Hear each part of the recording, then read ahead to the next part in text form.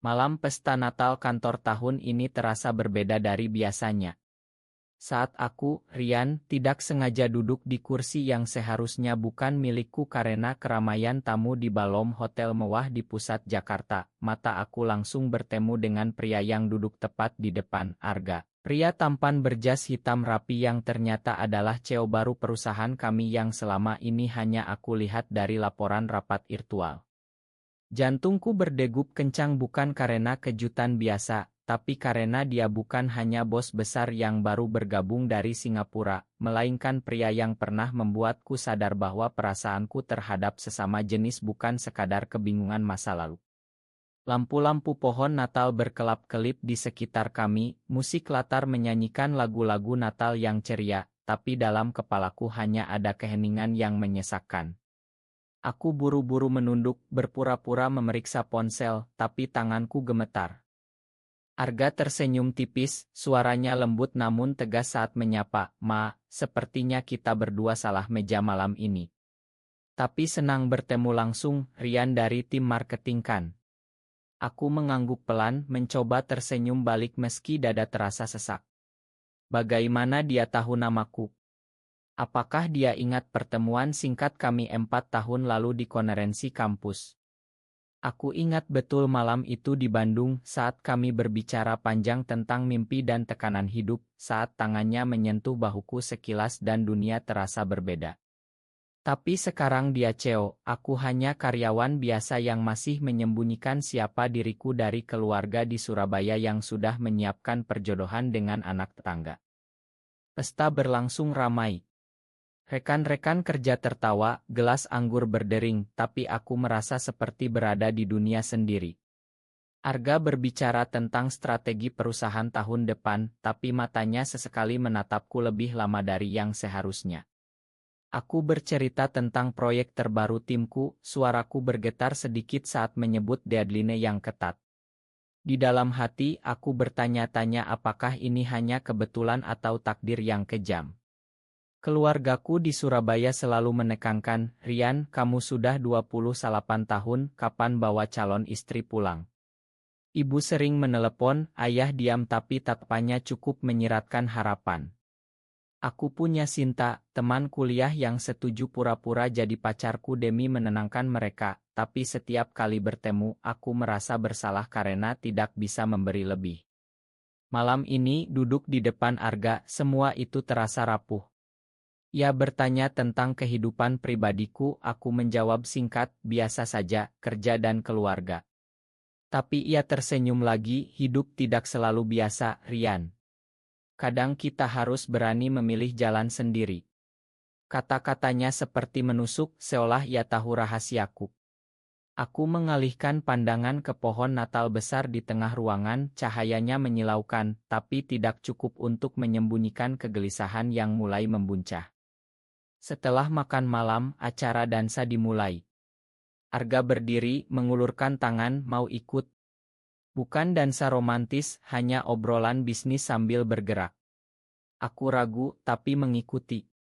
Di lantai dansa, kami berbicara lebih bebas. Ia cerita tentang tahun-tahun di luar negeri, bagaimana ia belajar menerima dirinya apa adanya. Aku diam, tapi hatiku bergejolak. Apakah ia sedang mengisyaratkan sesuatu? Atau aku hanya berharap terlalu banyak? Malam semakin larut, tamu mulai pulang. Saat kami berpisah di lobi hotel, Arga memberikan kartu namanya, hubungi aku besok. Kita perlu bicara lebih lanjut tentang proyekmu. Aku mengangguk, tapi saat berjalan ke mobil, pikiranku berputar-putar. Duduk salah meja malam ini bukan sekadar kesalahan, ini seperti pintu yang terbuka ke masa lalu yang aku kira sudah terkubur. Besok pagi aku harus menghadapi kenyataan bahwa Arga bukan hanya CEO, tapi juga orang yang bisa mengguncang seluruh dunia yang aku bangun dengan susah payah untuk menyembunyikan siapa aku sebenarnya. Aku pulang ke apartemen kecil di kawasan Sudirman, duduk di balkon sendirian, memandang lampu kota Jakarta yang tak pernah tidur, dan bertanya dalam hati, berapa lama lagi aku bisa terus berpura-pura. Pagi berikutnya, kantor terasa lebih berat dari biasanya. Aku masuk lebih awal, mencoba fokus pada laporan marketing yang harus diselesaikan sebelum rapat siang. Tapi setiap kali ponsel bergetar, aku langsung memeriksanya, berharap pesan dari Arga. Akhirnya, jam 10, pesan masuk, rapat pribadi di ruanganku jam 11. Arga. Jantungku berdegup lagi seperti malam tadi. Aku berdiri di depan cermin toilet, merapikan dasi, bertanya pada diri sendiri apa yang sebenarnya aku takutkan. Bukan pekerjaan, tapi perasaan lama yang mulai bangkit. Saat masuk ke ruangan Ceo di lantai 25, Arga sudah menunggu dengan kopi panas di meja. Duduklah, Rian. Aku ingat kamu dari konferensi dulu. Kamu masih sama, hanya lebih dewasa. Kami mulai bicara bisnis, tapi obrolan cepat berbelok ke pribadi. Ia cerita tentang tekanan menjadi pemimpin muda di perusahaan multinasional, bagaimana ia harus menyembunyikan sebagian dirinya agar dihormati. Aku mendengarkan, merasa seolah ia sedang berbicara untukku. Di Indonesia, tidak mudah kan, katanya pelan. Aku mengangguk tanpa berkata apa-apa. Siang itu, kami makan siang bersama di kantin eksekutif. Rekan kerja melirik, tapi tidak berani bertanya. Arga bertanya tentang keluargaku, aku cerita singkat tentang ayah yang pensiun dari pegawai negeri dan ibu yang aktif di pengajian. Mereka mengharapkan aku menikah segera, kataku sambil tersenyum pahit. Arga menatapku lama, dan kamu sendiri mengharapkan apa? Pertanyaan itu menggantung di udara. Aku tidak menjawab langsung, tapi malam itu kami bertukar pesan panjang. Ia mengajak bertemu di kai kecil dekat Monas akhir pekan. Aku setuju meski tahu ini berbahaya. Di kai suasana santai, kami bicara tentang mimpi. Arga bilang ia pernah punya hubungan serius di Singapura, tapi berakhir karena jarak dan tekanan. Aku belajar bahwa menyembunyikan diri hanya membuat luka lebih dalam, katanya. Kata-katanya menyentuh titik lemahku. Aku cerita tentang Sinta, bagaimana kami pura-pura demi keluarga. Arga tersenyum pengertian, kamu tidak sendirian, Rian. Pulang malam itu aku menelepon Sinta. Ia tahu semuanya sebagai sahabat terbaik. Hati-hati, Rian. Jakarta kecil, gosip cepat menyebar, katanya khawatir. Aku tahu, tapi perasaan ini terlalu kuat. Minggu berikutnya, kami bertemu lagi, kali ini di taman kota. Arga bercerita tentang masa kecilnya di Yogyakarta, bagaimana ia merasa berbeda sejak kecil tapi takut mengakui. Aku merasa nyaman, seolah beban di dada mulai ringan. Tapi saat pulang, pesan dari ibu masuk, kapan pulang ke Surabaya. Ayah sudah siapkan pertemuan dengan anak Pak Hadi. Dunia terasa runtuh lagi. Aku duduk di tepi tempat tidur, memegang ponsel, air mata hampir jatuh. Mengapa hidup harus serumit ini? Di kantor, hubungan kerja kami semakin dekat. Arga memberikan proyek penting padaku, tapi di balik itu ada tapan yang berbeda. Rekan kerja mulai bergosip halus, Ceo dekat sekali dengan Rianya. Aku pura-pura tidak dengar, tapi dalam hati gelisah. Suatu malam, setelah rapat malam, Arga mengajakku ke balkon gedung kantor. Pemandangan kota menyala terang.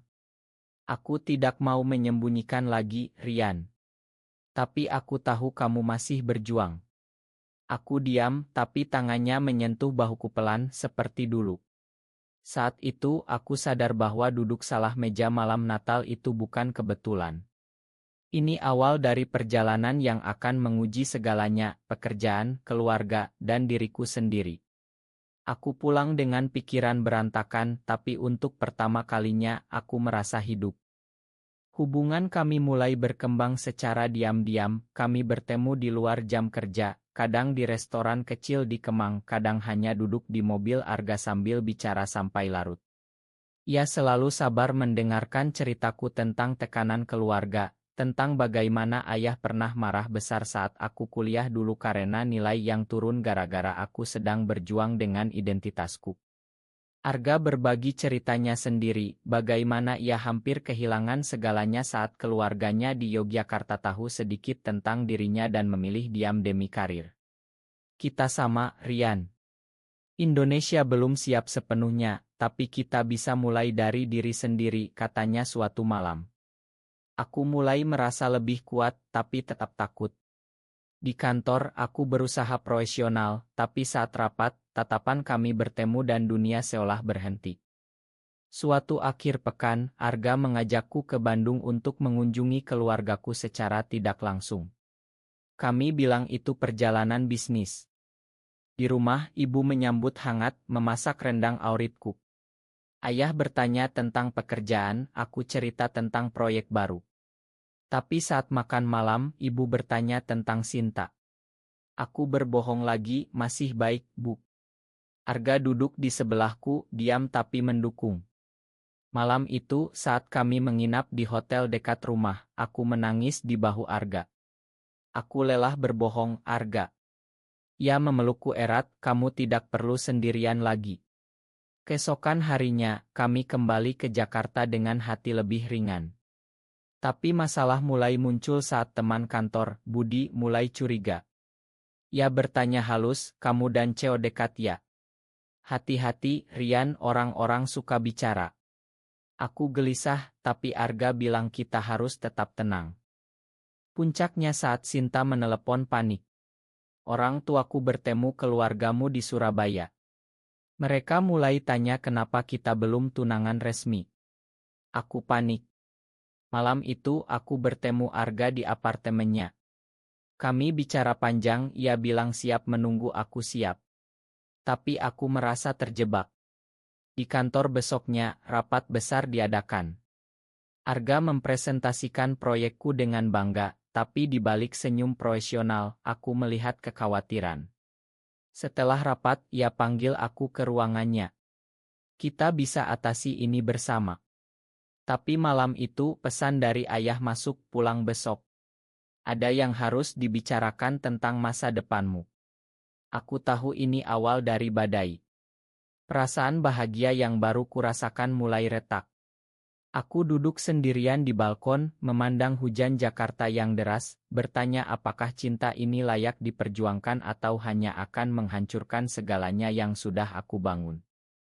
Aku pulang ke Surabaya akhir pekan itu dengan hati berat. Ayah dan ibu menunggu di ruang tamu, wajah mereka serius. Kami dengar kamu dekat dengan atasanmu, Rian. Tapi ada gosip aneh di kantor, kata ayah langsung. Aku membekuk. Ibu menambahkan, kamu harus fokus menikah dengan Sinta. Keluarga kami tidak mau malu. Aku mencoba menjelaskan bahwa Arga hanya rekan kerja, tapi suaraku lemah. Malam itu aku menelepon Arga, cerita semuanya. Ia bilang jangan paksa diri. Aku di sini untukmu. Kembali ke Jakarta, suasana kantor berubah.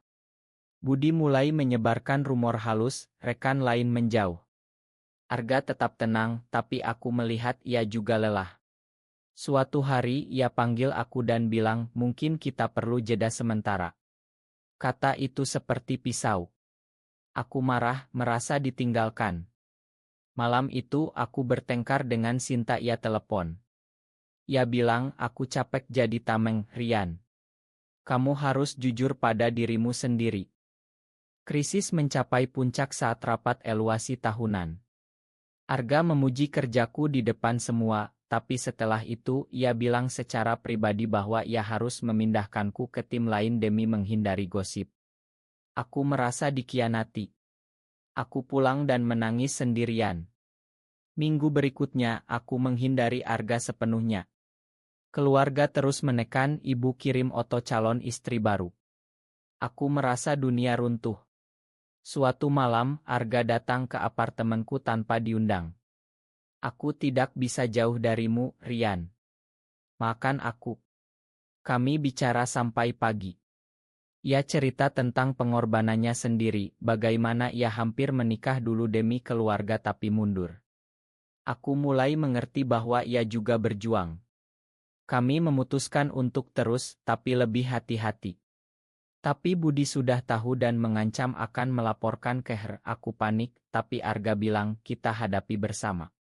Perjalanan ini mengajarkanku bahwa cinta tidak selalu mudah, tapi setiap pilihan membawa konsekuensi yang harus aku terima. Konflik semakin dalam. Budi benar-benar melaporkan rumor ke atas, meski tidak ada bukti. Arga dipanggil ke rapat dewan. Ia keluar dengan wajah lelah, bilang perusahaan meminta kami menjaga jarak. Aku merasa bersalah, hampir menyerah. Keluarga semakin mendesak, ayah bahkan datang ke Jakarta untuk bicara pria ke pria. Ia bilang jangan rusak nama keluarga, Rian. Aku hampir putus asa. Suatu malam aku bertemu Sinta di Kai. Ia bilang lepaskan aku, Rian. Kamu pantas bahagia dengan orang yang kamu cintai. Kata-katanya memberi kekuatan. Aku putuskan untuk bicara jujur dengan Arga. Kami bertemu di pantai Ancol malam hari. Di sana, di bawah bintang, aku bilang aku memilih kamu, Arga. Apapun risikonya. Ia memelukku, kita akan cari jalan. Tapi keesokan harinya, berita gosip mulai beredar di grup chat kantor. Aku diisolasi oleh rekan. Arga mengambil keputusan besar, ia mengundurkan diri dari posisi CEO untuk perusahaan cabang baru di Bali, agar kami bisa mulai baru. Aku terkejut, tapi ia bilang, ini pengorbananku untuk kita. Aku menolak awalnya, tapi ia meyakinkan. Kami pindah rencana ke Bali. Keluarga marah besar saat aku cerita sedikit.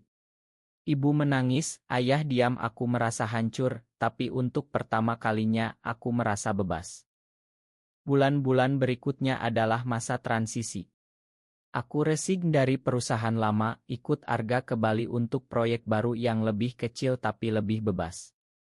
Di sana, kami mulai hidup lebih tenang. Pantai, matahari, dan udara segar membantu menyembuhkan luka. Arga membuka bisnis konsultasi sendiri, aku membantunya.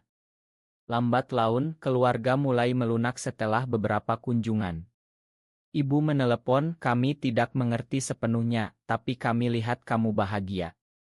Ayah masih diam, tapi mengirim pesan singkat, jaga dirimu.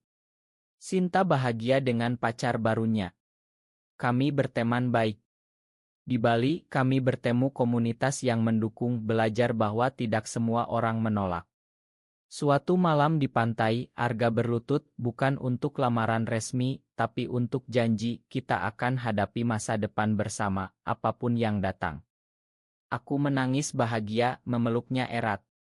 Perjalanan ini mengajarkanku bahwa tumbuh dewasa bukan tentang menyembunyikan diri, tapi berani memilih kebahagiaan meski dunia tidak selalu setuju.